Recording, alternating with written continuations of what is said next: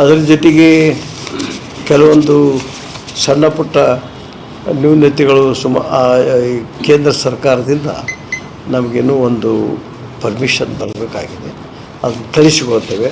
ಆದರೆ ಇದು ಕರ್ನಾಟಕದ ವಿಮಾನಯಾನ ಹೊರತಾಗಿ ಆಲ್ ಇಂಡಿಯಾ ವಿಮಾನಯಾನ ಅಲ್ಲ ಅಂತಕ್ಕಂಥ. ಯಾಕಂದರೆ ವಿಮಾನ ಅಂತ ತಕ್ಷಣ ನಮಗೊಂದು ಸೆಂಟ್ರಲ್ ಗೌರ್ಮೆಂಟಲ್ಲಿದು ಏರ್ ಇಂಡಿಯಾ ಅನ್ನುವಂಥದ್ದಿರ್ತಾರೆ, ಇದು ಹಾಗಿಲ್ಲ. ಮತ್ತು ಅದರ ಜೊತೆಗೆ ಪ್ರಮುಖವಾಗಿರ್ತಕ್ಕಂಥದ್ದು ವಿಚಾರ 111 ಎಕರೆ ಈ ವಿಮಾನ ನಿಲ್ದಾಣಕ್ಕೆ, ಈ ಏರ್ಪೋರ್ಟಿಗೆ ಬಿಟ್ಟು ಖಾಲಿ ಆದಂಥ ಜಾಗ ಇದೆ.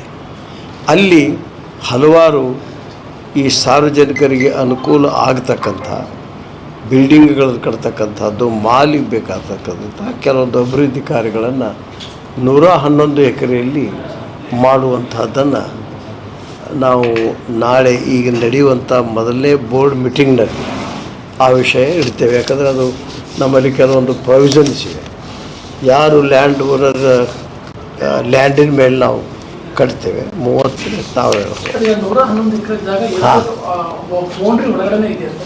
ಆ ಕಡೆ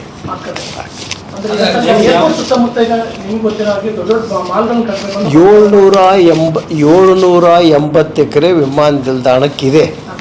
ಎಷ್ಟು ಬೇಕಷ್ಟಿದೆ.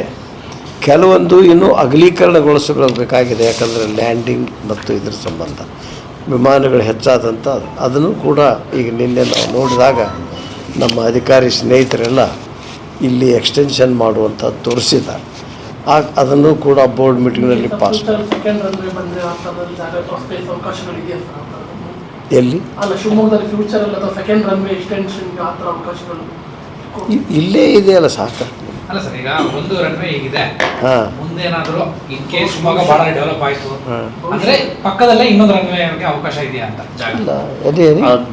ಅದು ಏನು ಬೆಂಗಳೂರಲ್ಲಿ ಇದೆಯಲ್ಲ, ಟ್ರಾಫಿಕ್ ಮೇಲೆ ಡಿಪೆಂಡ್ ಆಗ್ತದೆ. ಟ್ರಾಫಿಕ್ ಮೇಲೆ ಡಿಪೆಂಡ್. ಅದು ಮುಂದೆ ನೋಡೋಣ. ಅಲ್ಲ ಜಾಗ